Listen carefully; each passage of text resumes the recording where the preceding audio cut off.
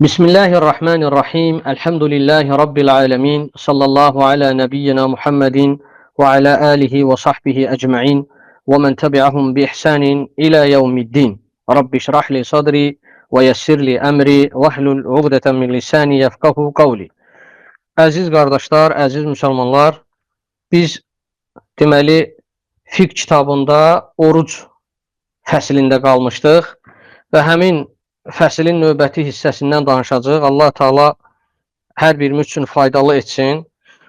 Müəllif bu mövzuda oruç tutan üçün müstəhəb olan əməllərdən danışır və burada 11 dənə müstəhəb əməl gətirir.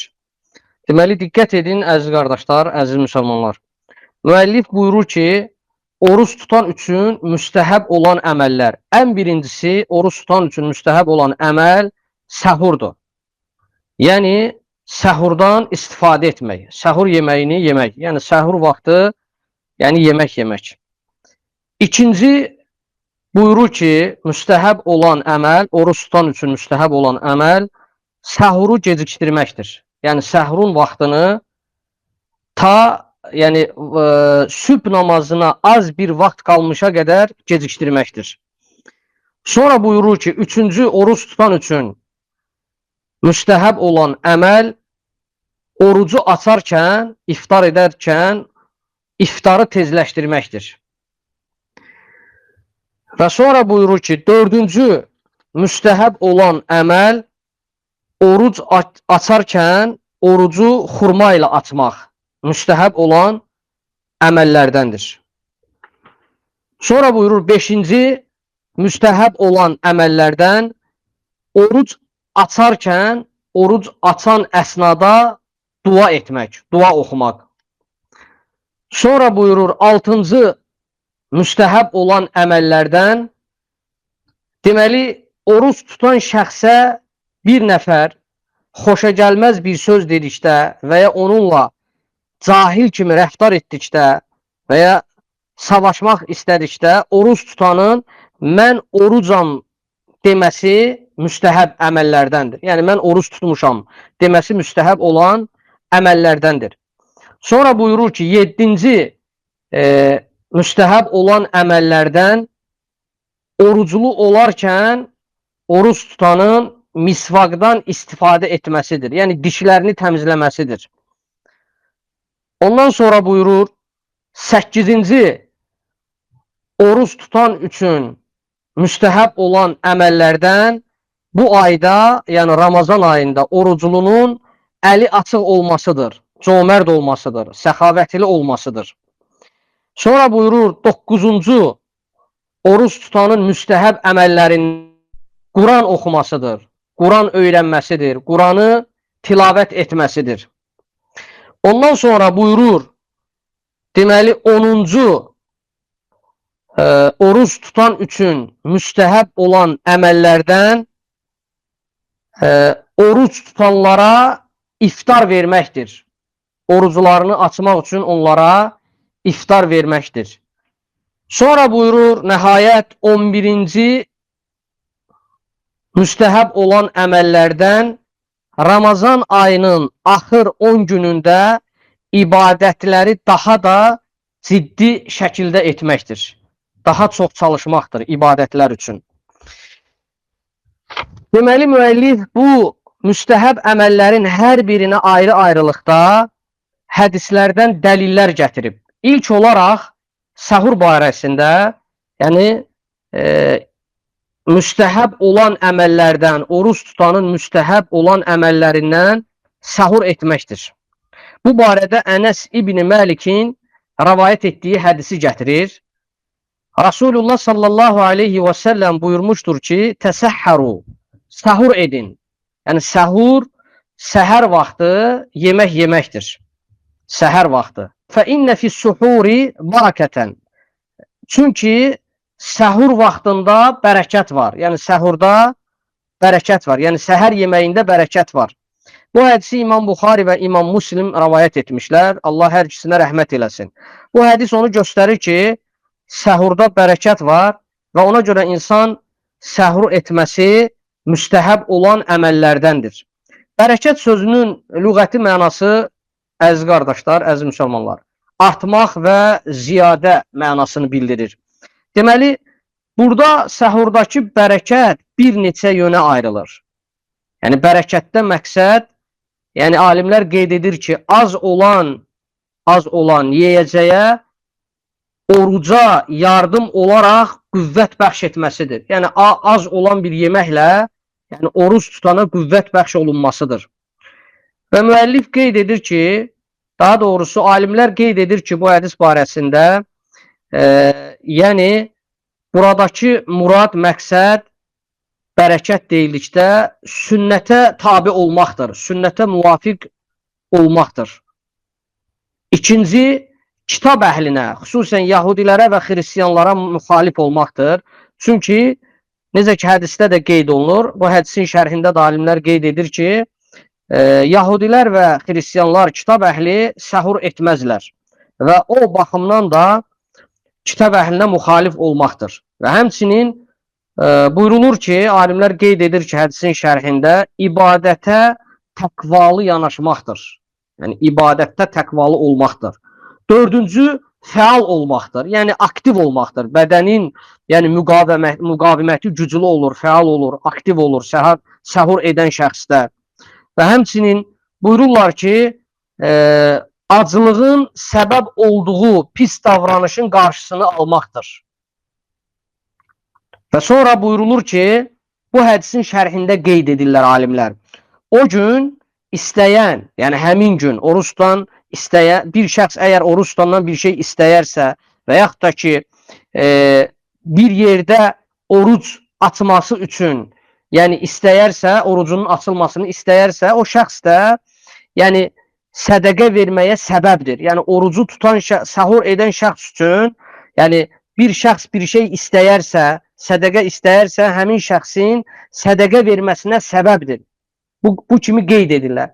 Və sonra alimlər qeyd edir ki, yəni müstəcəb bir vaxtda, xüsusən səhur vaxtı duaların qəbul olan vaxtlarıdır. Və o vaxtda həmin şəxs deyir, dua və zikr etmək üçün həmin vaxt bir səbəbdir. Yəni Allah Taalaya dua etməsi, onu xatırlaması, yada salması üçün bir səbəbdir.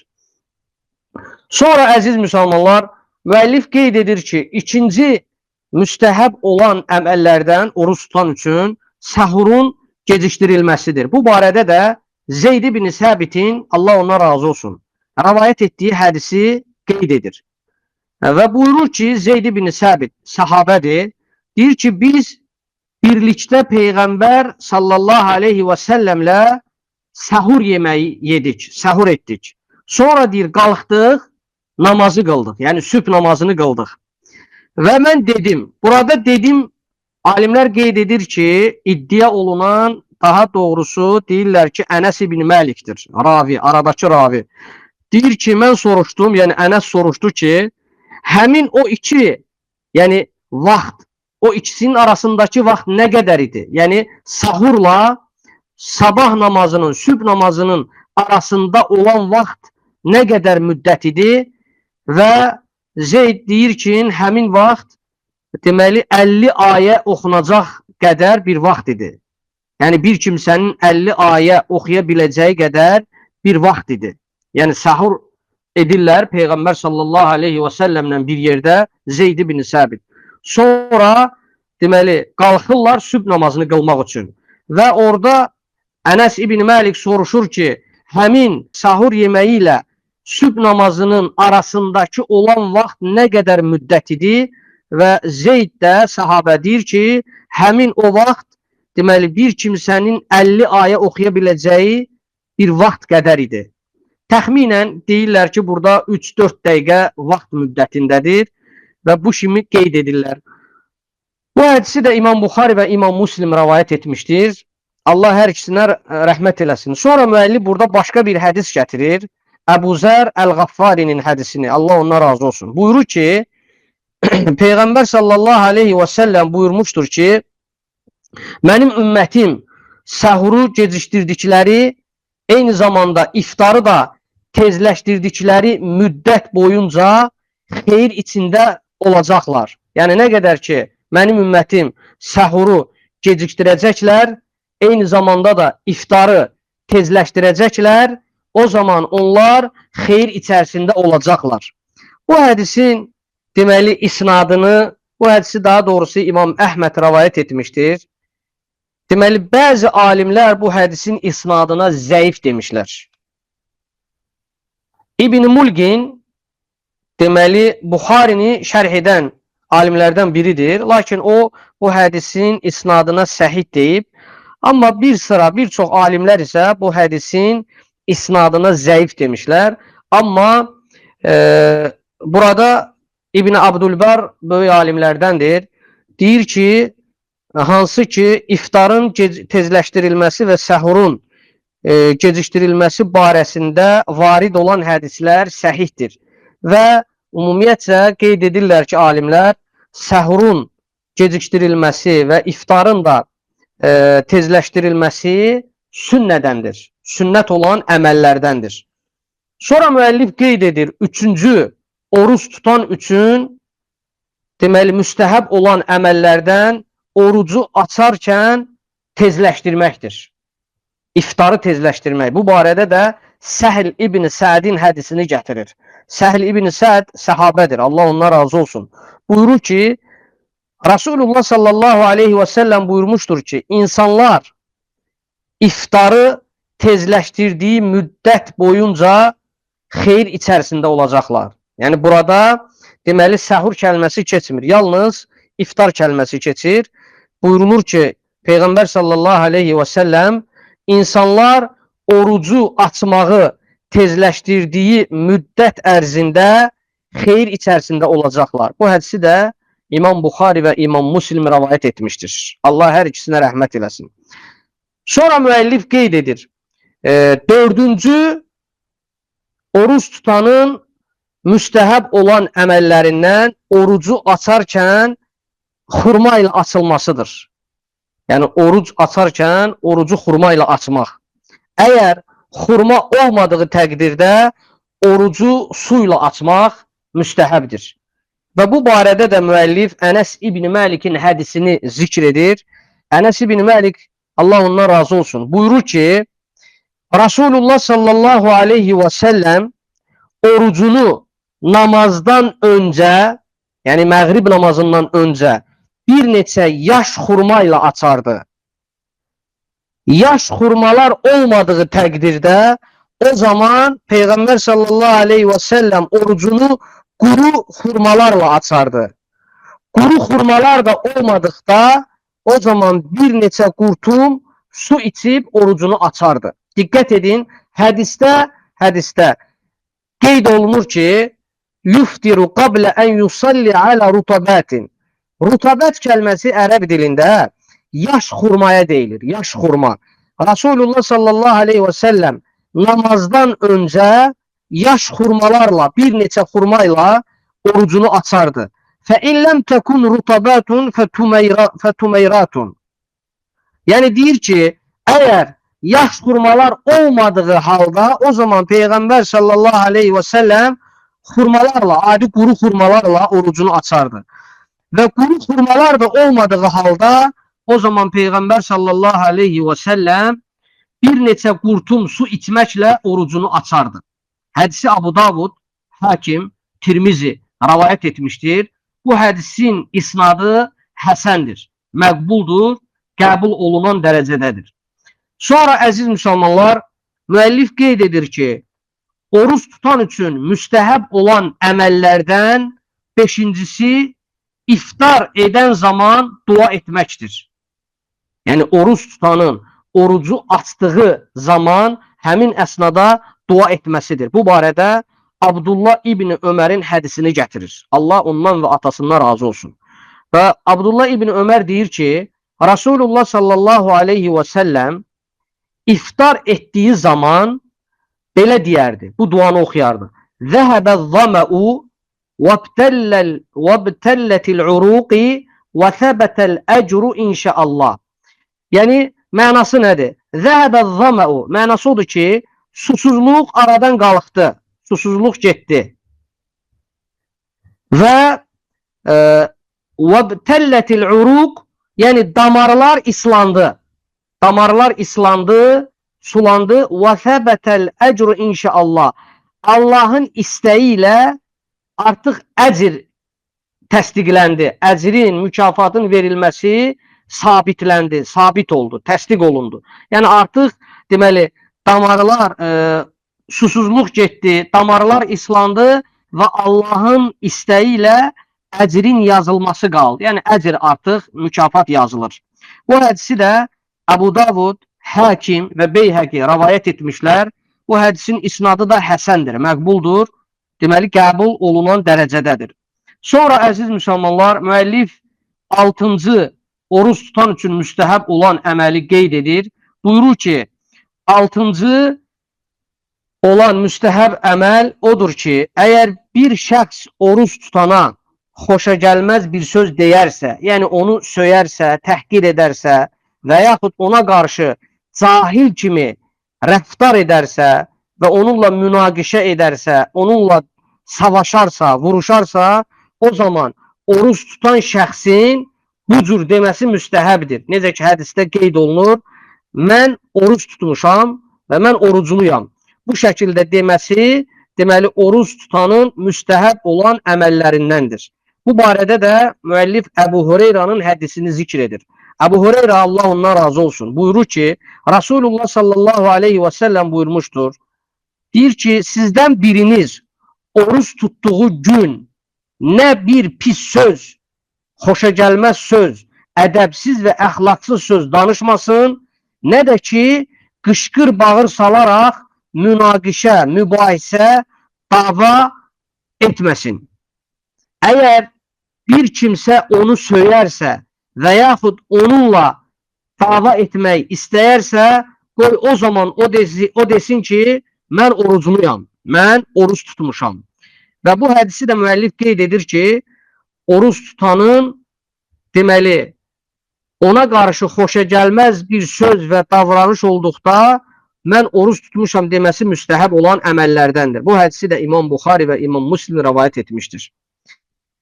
Sonra müəllif qeyd edir, 7-ci oruç tutan üçün müstəhəb olan əməllərdən misvaqdan istifadə etməkdir. Bu barədə də Amir İbni Rabi'ənin hədisini gətirir. Amir İbni Rabi'ə səhabədir. Allah ondan razı olsun. Buyurur ki, mən Rasulullah sallallahu aleyhi və səlləmi o oruclu ikən, o oruc tutarkən dəfələrlə, yəni bir neçə dəfə, yəni sayı bilinməyəcək dərəcədə misvaqlandığını gördüm. Yəni dişlərini misvaqla təmizlədiyini gördüm. Bu şəkildə hədisdə qeyd olunur. Bu hədisi Əhməd, Abu Davud və Tirmizi rivayət etmişdir. Tirmizi bu hədisin isnadına həsən demişdir. Eyni zamanda da İbn Həcər Əl-Əsqalani bu hədisin isnadına həsən demişdir. Lakin bəzi alimlər bu hədisin isnadını zəif hesab etmişlər. Tirmizi öz kitabında buyurur ki, alimlər buna əməl etmişlər. Yəni misvaqla istifadə etməyə əməl etmişlər. Və onlar oruç tutanın misvaqdan istifadə etməsinə heç bir eyib tutmamışlar, eyib olaraq görməmişlər. Və sonra qeyd edir ki, lakin bəzi elm əhli, alimlərdən bəziləri deməli buyurur ki, misvaqın yaş olanından, yaş misvaqdan istifadə etməsini məkruh görmüşlər. Xüsusən gündüz vaxtı, yəni Ramazan ayının oruclunun oruc olan vaxtı, gündüz vaxtı, deməli, misvaqların bəziləri, əziz müsəlmanlar, təzə misvaqlar, yəni yaş olur və onlar da tamlı olur, tam verir. Və Tirmizi buyurur ki, İmam Tirmizi, Allah ona rəhmət eləsin, ümumiyyətcə buyurur ki, yəni alimlər buna əməl etmişlər, misvaqdan istifadə etməyə və onlar oruç tutanın misvaqdan istifadə etməsinə də yəni heç bir eyib görməmişlər. Lakin bəzi alimlər isə təzə misvaqdan istifadə etməyi məkruh hesab etmişlər. Xüsusən təzə olan misvaqlar var ki, onlarda yəni sulu olur tərkibi. O baxımdan xüsusən də gündüz vaxtı istifadə etməyi məkruh hesab etmişlər. Və sonra İmam Şafi'dən qeyd olunur ki, İmam Şafi hətta gündüz vaxtı belə misvaqdan istifadə etməyi, yəni məhkruh görməzdi, heç bir eyib görməzdi. Lakin fəqihlər arasında müxtəlif fikir ayrılığı var. İmam Əhmədə görə isə, yəni İmam Əhməd xüsusən oruclu olan vaxtı, gündüz vaxtı yaş misvaqdan istifadə olunmasını bəyənməzdi. Amma İmam Şafiyə görə bu heç bir zərər olmamaq kimi qeyd olunur. Heç bir zərəri yoxdur. Və həmçinin başqa bir əsər var. Abdullah İbni Ömərdən, Allah ona razı olsun. Buyurur ki, oruç tutanın misvaqdan istifadə etməsində heç bir eyib yoxdur. Yəni, Abdullah İbni Ömər deməli, oruç tutanın misvaqdan istifadə etməsində heç bir eyib görməzdir. Yəni, icazəli olaraq görərdir. Sonra, əziz müsəlmanlar, müəllif qeyd edir ki, oruç tutanın deməli, müstəhəb olan əməllərindən 8-ci deməli, oruç tutanın səxavətli olmasıdır, əli açıq olmasıdır və xüsusən cömərd olmasıdır. Çünki deməli, bu ay Ramazan ayı elə bir aydır ki, Ramazan ayı daha çox cömərd olunan bir aydır. Və bu ayda da, Ramazan ayında da, yəni müstəhəbdir ki, insan səxavətli olsun. Daha çox səxavətli olsun. Bu barədə müəllif İmam Buxarinin rəvayət etdiyi hədisi gətirir İbn Abbasdan. Allah ondan və atasından razı olsun. Buyurur ki, İbn Abbas buyurur ki, Rasulullah sallallahu aleyhi və səlləm insanlar içərisində ən səxavətli olan idi. Və qeyd edir ki, Ramazan ayında Cəbrail ilə görüşən zaman daha çox səxavətli olardı. Fikir verin, diqqət edin. Sonra hədisin sonunda isə bu şəkildə qeyd olunur. Rasulullah sallallahu aleyhi və səlləm xeyrxahlıq etməkdə əsən xoş küləkdən daha çox səxavətli olardı. Və bu hədis onu göstərir ki, Peyğəmbər sallallahu aleyhi və səlləm Ramazan ayında daha çox cömərd və səxavətli olardı, əli açıq olardı. Və bu baxımdan da deməli, Ramazan ayında sədəqə vermək müstəhəb olan əməllərdəndir, oruç tutan üçün. Yəni, hər kəsin özünə uyğun şəkildə, yəni büdcəsinə uyğun şəkildə nəyə gücü çatırsa bu ayda, yəni sədəqə verməsi onun üçün daha xeyirdir, müstəhəb olan əməllərdəndir. Sonra müəllif qeyd edir ki, oruç tutanın müstəhəb olan əməllərindən 9-uncusu Quran-ı Kərimi oxumaqdır. Quran-ı Kərim bilirsiniz ki, bu ayda nazil olub. Allah Taala'nın kitabıdır və mübarək bir kitabdır. Və bu barədə də həmin bu hədisi müəllif qeyd edir. İmam Buxarinin rəvayət etdiyi hədisi. Rasulullah sallallahu aleyhi və səlləm deməli, bu ayda Quran-ı Kərimi daha çox oxuyardı. Hansı ki, İbn Abbasın rəvayət etdiyi hədisdə buyurulur ki, deməli, Ramazan ayında Cəbrail ilə görüşən zaman daha çox səxavətli olardı və həmçinin buyurulur ki, İbn Abbas buyurur ki, Rasulullah sallallahu aleyhi ve sellem Ramazanın hər gecəsində Cəbrail aleyhissalam Peyğəmbərlə görüşərdi. Yəni, Peyğəmbərlə birlikdə görüşərdi və o Quranı onunla birlikdə oxuyardı. Yəni, hər ikisi bir yerdə Allahın kitabını oxuyardılar. Və bu hədisdən də o nəticə çıxarılır ki, Peyğəmbər sallallahu aleyhi və səlləm Cəbrail ilə birlikdə, Allahın ona salamı olsun, Quran-ı Kərimi tilavət edərdilər, oxuyardılar qarşılıqlı və daha çox, digər aylara nisbətdə daha çox Allahın kitabını oxuyardı. Və bu da Ramazan ayının, oruç tutanın deməli, müstəhəb olan əməllərindəndir ki, oruç tutan bu ayda nə qədər çox Quran oxuyarsa və onun üçün daha çox savab var. Sonra müəllif qeyd edir, əziz müsəlmanlar, deməli, Ramazan ayında oruç tutanın müstəhəb olan əməllərindən oruç tutanlara iftar vermək. Oruç tutanlara iftar vermək. Və bu barədə müəllif Zeyd bin Xalid Əl-Cühəninin hədisini gətirir. Allah ona razı olsun. Deməli, buyurur ki, Peyğəmbər sallallahu aleyhi və səlləm buyurmuşdur ki, kim bir oruç tutana iftar verərsə, onun orucunu açması üçün iftar verərsə, deməli, oruç tutan qədər eyni ilə ona savab və mükafat yazılar.